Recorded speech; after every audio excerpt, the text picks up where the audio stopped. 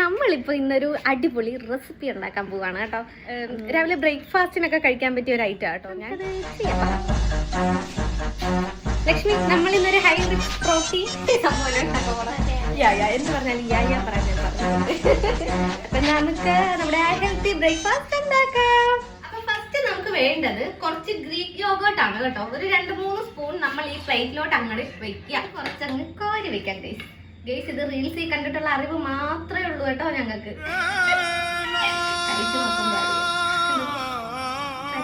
നമ്മള് നമ്മുടെ ചടങ്ങിലേക്ക് കടക്കുകയാണ് ഗായ്സ്. ഫൈനലി ഹാഫ് ബോയിൽഡ് ആയിട്ടുള്ള സാധനം നമ്മൾ പൊളിച്ചെടുത്തു. കാണിക്കും ഗായ്സ്, പൊളിച്ചെടുത്ത് നമുക്ക് ഇനി വെക്കാവേ.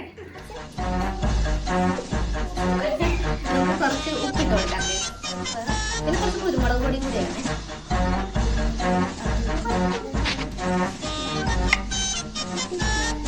നമ്മുടെ ഐറ്റം ഇവിടെ റെഡി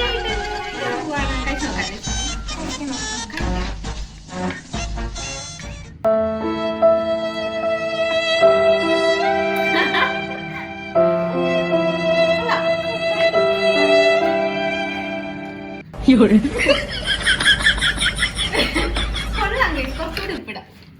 സംഭവം അത് തന്നെ, സൂപ്പർ ആയിട്ടുണ്ട്.